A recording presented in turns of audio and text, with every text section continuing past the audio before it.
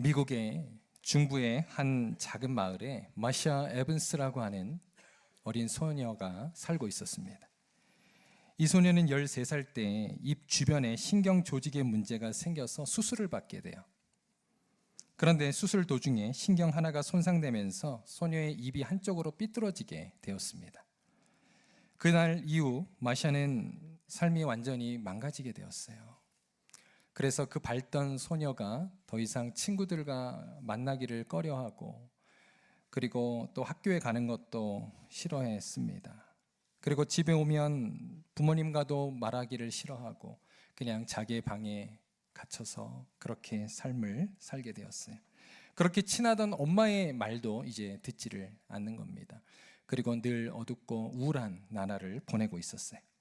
그렇게 한 해가 저물어갈 무렵 크리스마스가 되었습니다. 성탄절에 마샤 앞으로 작은 소포가 하나 배달이 되었어요. 그동안 학교도 잘 가지 않고 친구 관계도 맺지 않았기 때문에 마샤에게 편지를 보낼 사람이 없는데 도대체 누가 보냈을까 기대하는 마음으로 소포를 열어봤습니다. 그랬더니 그 안에는 하얀 치자꽃 한 다발이 들어있었어요. 치자꽃은요, 영어로 가드니아라고 하는 꽃인데 그 꽃말이 참 예뻐요. 꽃말이 진실한 사랑이라는 뜻을 가지고 있습니다. 꽃에서는 달콤한 향기가 은은하게 퍼져나왔어요. 이 꽃을 보낸 사람이 누구인지는 모르겠지만 그 안에 짧은 또 메모장이 하나 있었습니다. 거기에 이렇게 써 있는 거예요. 마샤야, 나는 너를 너무나 사랑해. 이렇게 써 있었어요. 그 꽃을 바라보던 마샤는요, 그날 수개월 만에 처음으로 입을 열었습니다. 그리고 엄마와 이야기를 하기 시작했어요. 아무것도 아닌 것처럼 보이는 꽃 한 다발이 이 어린 소녀의 마음을 조금 열어주었던 겁니다. 그리고 한 해가 지났어요. 어김없이 성탄절이 되었습니다. 또다시 집에 똑같은 소포가 도착을 하게 되었어요. 치자꽃 한 다발이었습니다. 그리고 그 메모에 똑같이 마샤야, 나는 너를 너무나 사랑해 라는 글귀가 적혀 있었습니다. 그 다음 해에도 또다시 똑같은 꽃과 메모장이 도착을 했습니다. 그동안 마샤는요, 점점 밝아지게 되었어요. 그리고 다시금 정상적인 삶을 살면서 학교도 다니고 친구 관계도 맺게 되었습니다. 그러나 꽃을 보낸 사람이 도대체 누구인지는 알 수가 없었어요. 그런데 어느 해 어머니가 사고로 인해 갑작스럽게 세상을 떠납니다. 그리고 그 해를 마지막으로 성탄절에 꽃은 더 이상 배달되지 않았습니다. 그제서야 마샤는 자기에게 꽃을 보냈던 분이 늘 말없이 자기를 바라보고 자기를 지지해 주며 또 기도해 주었던 어머니라는 사실을 뒤늦게 깨닫게 되죠. 사실 어머니는 꽃이 전달되기 이전에도, 마샤가 사고를 당하기 전에도 항상 동일한 모습과 행동으로 그녀를 사랑했지만 마샤는 그녀가 당하는 큰 고통 때문에 어머니의 사랑을 까맣게 잊고 살았던 겁니다. 여러분, 요즘은 성경책을 이렇게 우리가 책으로만 보지 않고 이제 온라인으로 많이 보지 않습니까? 여러분 스마트폰으로 이렇게 검색을 하는데요. 그러다 보니까 매년마다 전 세계 사람들이 가장 많이 검색하는 성경 구절이 무엇인가를 발표를 합니다. 그래서 온라인 사이트 중에 바이블 게이트웨이라고 하는 그런 웹사이트에서 2025년 한 해 동안 가장 많이 접속한, 찾아본 성경 구절을 발표했어요. 여러분 궁금하시지 않습니까? 자, 제가 말씀드릴게요. 바로 시편 23편 4절입니다. 제가 읽어드리겠습니다. 내가 사망의 음침한 골짜기로 다닐지라도 해를 두려워하지 않을 것은 주께서 나와 함께 하심이라. 주의 지팡이와 막대기가 나를 안위하시나이다. 여러분 아멘입니까? 아마 2025년도는 모두에게 참 힘든 해였던 것 같아요. 그래서 사람들이 이 구절을 가장 많이 찾아보지 않았을까 생각됩니다. 우리도 마샤와 같이 사망의 음침한 골짜기로 다닐 때 하나님이 보이지 않습니다. 나의 고통이 너무나 크게 보이기 때문이에요. 그러나 그 가운데서도 하나님은 우리의 어둠 가운데 나와 동행하셨고, 그리고 날마다 주의 지팡이와 막대기로 우리를 안위하시는 줄로 믿습니다. 사랑하는 성도 여러분, 오늘 성탄주일을 맞이하여서 우리는 잘 깨닫지 못했지만 하나님이 여기까지 우리를 인도하셨고 우리와 날마다 함께 하시는 그 하나님의 은혜의 손길이 오늘 말씀을 통해서 여러분에게 전달되시기를 주님의 이름으로 축원합니다. 자, 지난 시간에 이제 아브라함과 롯의 선택에 대해서 함께 묵상을 했어요. 아브라함이 양보를 합니다. 그래서 그 가나안 땅에서 롯이 눈을 들어서 어디를 선택했습니까? 물이 넉넉했던 요단 동편 지역을 선택을 해요. 그리고 그곳으로 이제 이주를 하지 않습니까? 그런데 그곳이 바로 소돔과 고모라 땅이었다라고 말씀을 드렸어요. 그런데 그러한 장소는요, 롯에게만 인기가 있는 장소가 아니었습니다. 많은 사람들에게 매력이 있는 장소예요. 그래서 거기에는 많은 민족들이 서로 몰려서 살고 있었던 겁니다. 오늘날에도 마찬가지잖아요. 미국에도 보면은 한인들이 이렇게 인기 있는 그런 지역들이 있지 않습니까? 그쪽으로 또 몰리고 또 사람들이 삽니다. 그런데 어떻습니까? 많은 사람들이 몰리다 보면 사실은 뭐 이런저런 사람들이 몰리다 보니까 더 범죄도 많이 일어나고 또 이런저런 해프닝 또 어려움들도 일어나는 것을 우리가 또 뉴스를 통해서 듣게 돼요. 오늘 성경에도 보니까 마찬가지였던 것 같아요. 여러분 창세기 14장에 보면 이렇게 몰린 사람들 가운데 전쟁이 계속해서 일어납니다. 그게 이제 오늘 창세기 14장이에요. 3번의 전쟁 기사가 기록이 되어 있는데 2번의 전쟁 기사를 제가 간단히 그냥 요약해 드리면 거기에는 공통점이 있습니다. 여러분 복잡한 전쟁 기사 기억할 필요 없고요. 한번 제 말만 잘 들어주세요. 자, 그돌라 오멜이라고 하는 사람을 중심으로 한 동방연합군이 승리를 한 거예요. 그 과정에서 이제 2차 전쟁 때 소돔과 고모라 땅도 점령을 한 겁니다. 그래서 그곳에 누가 살고 있습니까? 롯이 살잖아요. 그러니까 이제 롯의 가족들과 그의 많은 재산이 다 빼앗기게 된 거예요. 그런데 그 소문이 누구에게 들립니까? 한 사람이 아브라함에게 전달을 해준 거예요. 그래서 이제 3차 전쟁이 아브라함과 바로 그 그돌라 오멜 연합군의 전쟁입니다. 그런데 아브라함이요, 성경에 보니까 그의 집에서 훈련시킨 병사 318명을 데리고 쫓아갑니다. 그리고 어떻게 됩니까? 전쟁에서 승리를 거둬요. 여러분 놀랍지 않습니까? 저는 이 기사를 보면서 이게 사실인가라는 생각이 들었어요. 무슨 지금 뭐 영화 그죠? 뭐 페르시아 당시에 스파르타군 300이 아니잖아요, 지금. 집에서 그냥 훈련시킨 318명의 그 병사들을 데리고 여러분 어떻게 그 연합군을 이깁니까? 그들에게 아무리 뭐 좋은 전략과 무기가 있다 할지라도 이거는 불가능한 얘기였다는 거예요. 그런데 어쨌든 아브라함의 군대가 승리를 해요. 여러분 한번 상상해 보시기를 바랍니다. 이것은 바로 숫자와 조건이 만들어낸 승리가 아니라 하나님이 그 가운데 주신 승리였다는 것입니다. 아브라함이 이제 승리를 하고 돌아올 때 어떤 일이 펼쳐지죠? 2 왕이 아브라함을 환영합니다. 자, 오늘 아브라함 앞에 2 왕이 나타나는데요. 이는 바로 아브라함의 위상이 이전과는 완전히 달라졌음을 우리에게 보여줘요. 아브라함이 이전에는 어떻습니까? 자기 몸 하나 건사하기 위해서 애굽에 가서 아내를 누이라고 속일 정도로 아주 비겁한 사람이었는데 이제는 당당하게 군대를 이끌고 가서 승리한 그러한 군대의 지도자가 되었다는 것입니다. 하나님께서는요 점차 창세기 12장 2절의 말씀이 아브라함에게 성취되게 하셨어요. 자, 우리 한번 읽어보겠습니다. 창세기 12장 2절 시작. 내가 너로 큰 민족을 이루고 내게 복을 주어 내 이름을 창대하게 하리니 너는 복이 될지라. 아멘. 하나님의 약속대로 아브라함은 창대케 되는 복을 점차 받고 있습니다. 그리고 오늘 본문 17절에 보면요, 이때 아브라함을 영접한 2 왕이 있는데, 자 순서를 보세요. 17절에 보면 살렘 왕이 먼저가 아니고요, 소돔 왕이 그를 먼저 영접을 합니다. 그런데 오늘 말씀에는 18절부터 보면은 살렘 왕에 대한 기사가 기록되어 있어요. 그러나 사실 순서상으로는 소돔 왕이 먼저예요.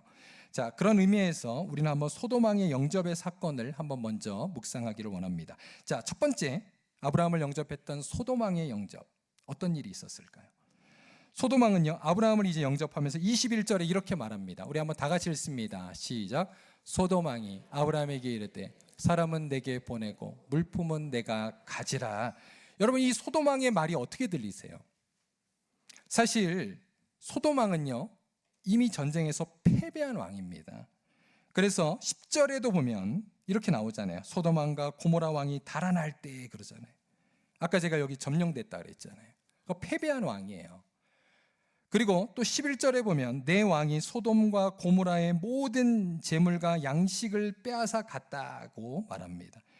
그런데 좀 전에 21절에 지금 뭐라고 하는 겁니까? 우리 한번 다시 한번 띄워주세요. 다시 한번 읽겠습니다. 시작.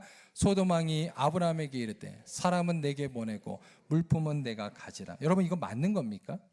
말도 안 되는 거죠. 지금 승리한 사람은 아브라함인데 아브라함에게 어떻게 감히 이러한 명령을 내릴 수 있습니까? 사람은 나한테 다시 보내라. 그리고 재산은 다 내가 가져라 라고 지금 이야기를 하고 있는 것입니다. 마치 패배한 왕이 승리한 왕에게, 그죠? 아브라함에게 명령하듯이 지금 이야기하고 있는 거예요. 사랑하는 성도 여러분, 이것은 성경에서 세상 왕이라고 불리우는 사탄의 모습과 그가 하는 일이 똑같다는 것을 우리에게 보여주게 됩니다. 사도 바울은요, 사탄을 가리켜서 이렇게 말해요. 고린도후서 4장 4절에 보면 이 세상의 신이다 그랬고요. 또 에베소서 2장 2절에 보면 공중권세 잡은 자라고 말해요. 그런데 사탄의 운명은 어떻습니까? 우리가 아는 것처럼 사탄은 예수님의 십자가에서 어떻게 되었어요? 이미 머리가 밟힌 채로 패배한 왕입니다.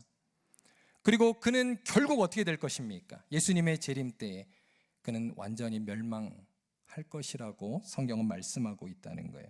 그런데 이제 우리는 지금 예수님의 초림과 재림 사이 중간 시대를 살아가고 있잖아요. 그런데 이 사탄이요, 너무나 어이없게도 자신이 패배한 왕임에도 불구하고 오늘 소돔왕처럼 그렇게 우리를 미혹하고 또 자신의 목소리를 내고 있다는 거예요. 사탄은 자신의 꼬리를 결코 내리지 않습니다. 지금도 자신이 이 세상의 주인인 것처럼 행생하고 가장한다는 거예요. 사탄의 배짱이 얼마나 큰지를 우리는 복음서에서도 보게 돼요. 여러분, 예수님께서 공생애를 시작하기 전에 누구에게 시험을 당하셨습니까? 사탄에게. 사탄의 배짱이 얼마나 큰지를 보게 돼요. 그러면서 그 세 가지 시험을 하는데 마지막 시험에 보면요, 이 세상의 왕이신 예수님 앞에서도 이렇게 조건을 제시합니다. 그리고 거래를 해요. 내 앞에 엎드려 경배하면 이 모든 것을 내게 주리라. 지금 누가 누구에게 이러한 명령을 내리고 있는 것입니까? 마치 이 세상의 모든 권세가 하나님이 아니라 예수님이 아니라 자신의 손아귀에 있는 것처럼 말합니다. 여러분, 이처럼 사탄이 예수님께도 그랬다면 우리에게는요, 더하면 더했지 결코 덜하지 않는다는 사실을 여러분 기억하시기를 바랍니다. 그러니까 이 여러분 미혹과 유혹에 우리는 속지 말아야 된다는 거예요. 사탄은요, 지금도 우리에게 끊임없이 이렇게 속삭입니다. 그리고 자신을 경배하라고 합니다. 내 삶의 모든 열매, 결과는 너의 노력의 결과야. 하나님이 아니야. 그리고 내가 잘된 것은 내가 도와줘서, 그리고 재수가 좋아서 그렇게 된 거야. 그러니까 하나님을 굳이 너의 행복과 성공에 끌어들이지 않아도 돼 라고 지금 사탄은 우리를 속이는 거예요. 오늘 말씀에 소돔왕의 그러한 유혹과 정확히 일치한다는 거예요. 그러나 아브라함은 어떻게 반응했습니까? 그의 제안을 단호하게 거절합니다. 자, 그리고 이렇게 고백해요. 오늘 보면 22절에 보면 아브라함이 소돔왕에게 이르되 천지의 주제이시오 지극히 높으신 하나님 여호와께 내가 손을 들어 맹세한다라고 고백합니다. 아브라함은요, 승리의 주인이 자신에게 있는 것도 아니고 소돔왕에게 있는 것도 아니고 바로 하나님 그분께 있다는 사실을 그는 고백했습니다. 여러분, 이러한 고백이 저와 여러분의 고백이 될 수 있기를 바랍니다. 사랑하는 성도 여러분, 그러므로 우리에게는 아브라함과 같은 영적인 분별력이 필요해요. 그리고 올바른 믿음이 필요하다는 것입니다. 아멘입니까? 세상이 주는 그러한 속임수가 아니라 우리의 삶을 도우시고 우리에게 날마다 은혜 주시는 하나님을 기억하고 여러분 하나님을 선택하는 믿음의 소유자들이 되시기를 주님의 이름으로 부탁드립니다. 자, 그다음 두 번째 왕입니다. 이제 두 번째 살렘 왕이 아브라함을 영접을 해요. 자, 그런데 그의 이름이 기록되어 있죠. 그 이름이 누굽니까? 그 유명한 멜기세덱입니다. 여러분 멜기세덱 들어보셨죠? 흥미로운 것은요, 소돔 왕은 이름조차 기록되어 있지 않아요. 그러니까 별 볼 일 없는 왕이라는 겁니다. 왕이 아니에요, 그는. 그러나 살렘 왕은 그의 이름과 정체성이 분명히 기록되어 있습니다. 성경은요, 여러분 우연히 기록된 게 아닙니다. 성경은 이 사실을 통해서 누가 진짜 왕인지를 보여주는 거예요. 자, 멜기세덱이 아브라함을 어떻게 영접합니까? 오늘 17절, 18절 한번 다 같이 읽습니다. 시작.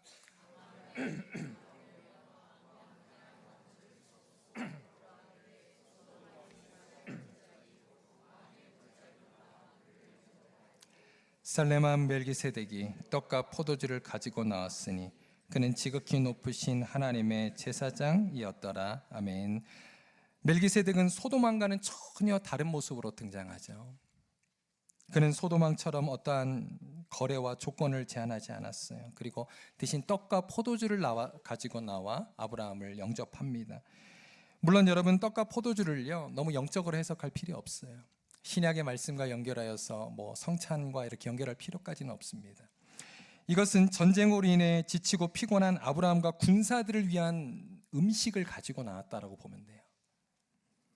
그런데 특이한 것은 본문은 그에 대해서 어떻게 소개합니까? 그가 왕이자 제사장이었다라고 말합니다.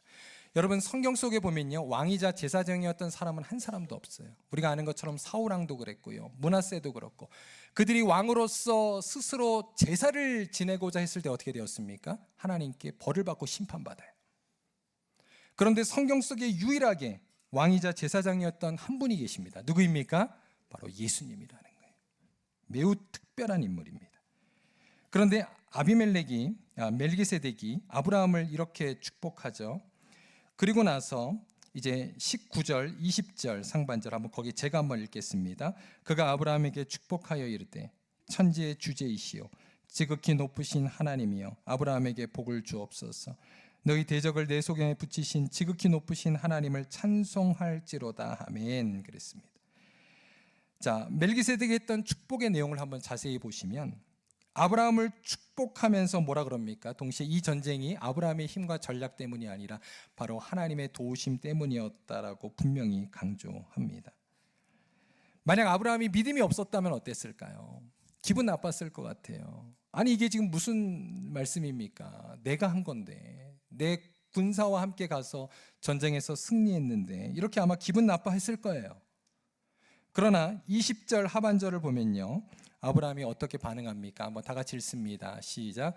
아브라함이 그 얻은 것에서 10분의 1을 멜기세덱에게 주었더라. 아멘. 아브라함은 멜기세덱의 말을 인정했던 것이죠. 소돔왕은 거래를 했지만 멜기세덱은 아무런 거래도 하지 않았지만 아브라함은 자발적인 마음으로 하나님 앞에 그가 얻은 예물 중에 10분의 1을 주님께 드립니다. 여러분, 살렘왕 멜기세덱 그러한 앞에 드렸던 예물, 바로 이것이 11조입니다. 이 본문은요, 성경에서 11조에 대해서 가장 첫 번째로 기록한 말씀이에요. 여기서 우리는 11조에 대한 몇 가지 중요한 사실을 발견하게 돼요. 첫 번째로 11조는요, 율법 이전에 드린 예물이라는 거예요. 우리는 보통 11조가 율법에만 기록된 것이라고 생각하지만 그렇지 않습니다. 율법적인 명령에 의해 제정된 행위가 아니라 아브라함이 전쟁의 승리를 통해 하나님의 전적인 은혜의 감사의 표현으로 드린 예물, 이게 11조였다는 거예요. 그 다음 두 번째로 11조의 의미가 나타나는데요. 여러분, 우리가 헌금에서 11조를 드린다는 것은 10분의 1만이 하나님의 것입니다라는 고백이 아닙니다. 이 모든 것, 모든 승리가 하나님의 것인데 그 모든 은혜에 감사하여서 우리가 드리는 11조는 바로 모든 것이 하나님의 것입니다를 고백하는 상징적인 고백, 행위라는 거예요. 그러므로 우리가 10분의 1만 하나님께 11조 함으로써 끝나는 것이 아니라 여러분, 나머지 모든 우리의 물질을 하나님의 영광을 위해서 사용할 수 있는 우리 귀한 성도님들 되시기를 바랍니다. 그러므로 우리가 드리는 이 헌금, 여러분 11조, 이것이 어떠한 마음으로 드려야 할까? 이것은 율법적인 의무로 드리는 게 아닙니다. 우리의 삶 속에 행하신 바로 아브라함과 같이 내 삶에 승리를 주신 하나님의 은혜에 감사하고 기쁨으로 드리는 감사의 예물이 되어야 한다는 것이죠. 그래서 사도 바울은요, 헌금에 대해서 이렇게 우리에게 말해요. 고린도후서 9장 6절에서 7절 다 같이 읽습니다. 시작. 이것이 곧 적게 심는 자는 적게 거두고 많이 심는 자는 많이 거둔다 하는 말이로다. 각각 그 마음에 정한 대로 할 것이요 인색함으로나 억지로 하지 말지니 하나님은 즐겨내는 자를 사랑하시느니라. 아멘. 여기 보세요. 하나님은 우리의 마음에 정한 대로 드려라. 그리고 하나님은 즐겨내는 자, 기쁨으로 하나님께 드리는 자를 기뻐하신다라고 말씀하고 있습니다. 여러분, 물질에 많고 적음이 중요한 게 아니에요. 예수님께서도 2렙돈을 드린 그 과부의 물질을 귀하게 받으셨던 것처럼 여러분, 우리가 주님 앞에 이러한 마음으로 주님께 헌신할 수 있는 귀한 저와 여러분 될 수 있기를 주님의 이름으로 축원합니다. 그러므로 오늘 본문은 우리에게 묻고 있는 거예요. 삶의 전쟁에서 우리는 누구의 도움과 은혜로 승리했는가? 그리고 우리의 삶 가운데 주어진 모든 것, 가정과 일터, 그리고 건강과 시간이 과연 누구로부터 왔는지를 오늘 본문은 우리에게 묻고 있는 것입니다. 만약 아브라함과 같이 그것이 하나님이다라고 고백한다면 여러분, 우리도 날마다 우리의 믿음과 감사함으로 주님께 영광 돌리는 그러한 성도들이 되시기를 주님의 이름으로 축원합니다. 자, 이제 마지막입니다. 여러분, 오늘 마지막 그 특별한 멜기세덱에 대해서 우리가 조금 더 한번 살펴보기를 원해요. 멜기세덱은 누구인가? 이 멜기세덱에 대한 성경의 언급은요, 오늘 본문에만 나와 있는 게 아닙니다. 구약 성경에 보면 시편 110편에도 나오고요. 또 신약 성경 히브리서 5장에서 7장에도 나와요. 한번 여러분 집에 가서 한번 보시기를 바랍니다. 자, 먼저 오늘 본문을 좀 살펴보면요, 멜기세덱이 역사 속에 실제했던 왕이었음을 분명히 말씀하고 있습니다. 그는 사람이었어요. 살렘 왕이었다 그랬잖아요. 역사 속에 실제로 존재했던 사람입니다.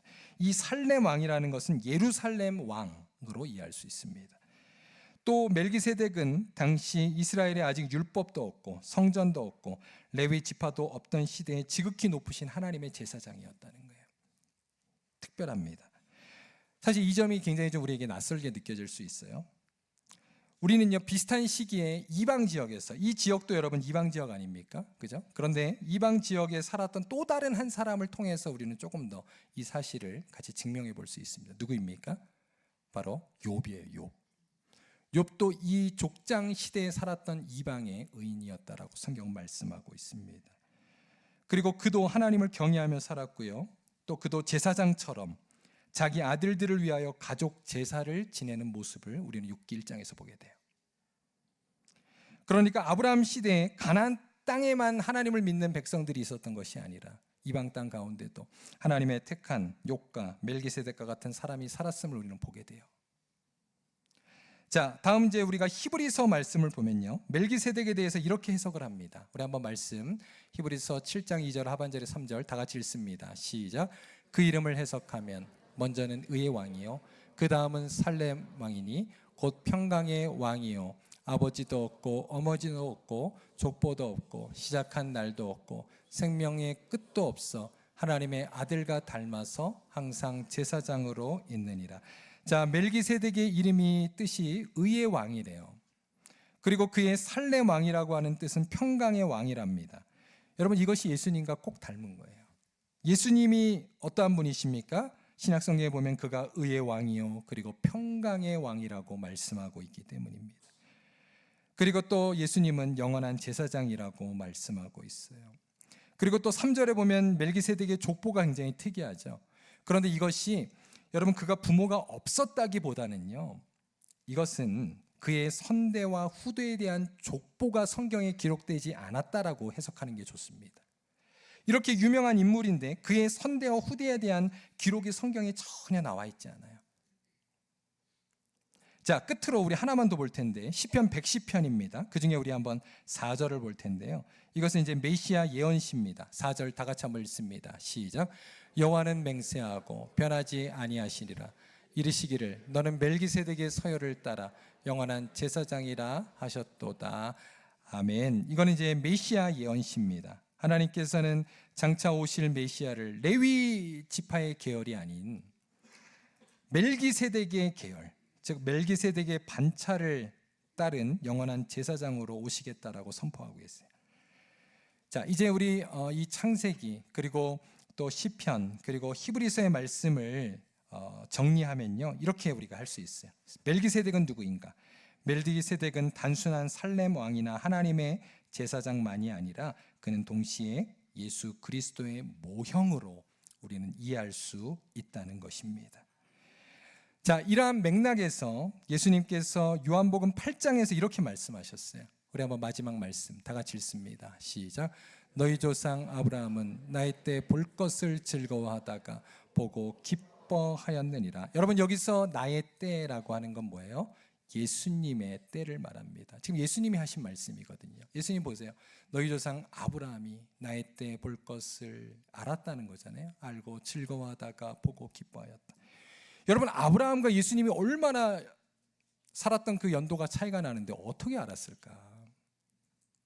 학자들은요, 바로 이 멜기세덱을 주목합니다. 그래서 장차 오실 참된 왕이요 참된 제사장이신 메시아 예수 그리스도를 멜기세덱을 통해서 멀리서 보고 믿었을 것이라고 말합니다. 이제 오늘 말씀을 마무리하겠습니다. 오늘은 성탄주일을 우리가 맞아 주님을 예배하고 있는데요. 여러분, 우리가 성탄주일마다 늘 기억나는 박사님들이 있어요. 누굽니까? 동방박사. 동방에서부터 큰 별을 보고 예수님을 맞으러 갔던 동방박사들이 있습니다. 그들의 여정 속에서도 동방박사는 오늘 아브라함과 같이 두 왕을 만나게 돼요. 동방박사는 처음에 큰 별을 따라 예루살렘에 도착해서 첫 번째 왕을 만납니다. 누굽니까? 헤롯 왕이었어요. 헤롯은 당시에 유다 지역의 분봉왕으로서 왕자의 자리에 앉아 교만하고 그리고 자신의 정치적인 권세를 나타내며 살았던 세속적인 왕이었습니다. 그는 참된 왕이 아니에요. 그는 하나님을 경배하지 않았기 때문입니다. 그리고 오히려 자신의 왕권을 지키기 위해서 어떻게 합니까? 동방박사들을 회유하잖아요. 그래서 동방박사들에게 너희가 찾는 그 왕을 만나거든 내게 다시 돌아와서 알려달라고 하잖아요. 자기도 가서 경배하겠다고. 이것은 속임수였습니다. 거짓 왕의 모습입니다. 그리고 그 이후에 동방박사가 그 길로 자기의 고향으로 돌아가 버렸잖아요. 그냥 그러자 화가 나서 2살 아래의 모든 남자아이들을 다 죽여버리잖아요. 그때 예수님이 애굽으로 피신을 하셨습니다. 이처럼 세상의 왕은 우리의 믿음을 공격합니다. 우리를 미혹합니다. 그리고 하나님이 아니라 세상의 권세와 그리고 나 자신을 믿고 살아가라고 말하고 있습니다. 그러나 동방박사는 결국 헤롯의 말을 듣지 않았고 진정한 왕을 찾아갔습니다. 그리고 동방박사가 두 번째로 만난 왕은 누구입니까? 바로 만왕의 왕이신 아기 예수 그리스도였습니다. 동방박사들은 헤롯 왕 앞에서는 절하지 않았고 그의 거래에 응답하지 않았지만 마국간에 있는 그 아기 예수님 앞에 엎드려 경배하며 요구하지도 않았지만 자신들이 준비한 가장 귀한 선물 황금과 유향과 모략을 기쁨으로 드렸습니다. 즉 동방박사는 두 왕 중에 예수님을 참된 왕으로 믿고 고백했던 것이죠. 사랑하는 성도 여러분, 우리는 누구를 왕으로 믿고 살아가고 계십니까? 우리의 삶의 모든 말과 행동과 인생의 목적과 방향이 어디에 맞춰져 있습니까? 그것은 내가 누구를 왕으로 모시느냐에 따라 달라진다는 거예요. 그래서 예수님이 이렇게 말씀하셨습니다. 마태복음 6장 24절. 한 사람이 두 주인을 섬기지 못할 것이니 마지막 너희가 하나님과 재물을 겸하여 섬기지 못하느니라. 예수님은 이 땅에도 우리에게 두 왕, 두 주인이 있다라고 말씀하셨습니다. 올 한 해를 이제 마무리하는 시점에 우리는 과연 누구를 주인으로 모시며 사셨습니까?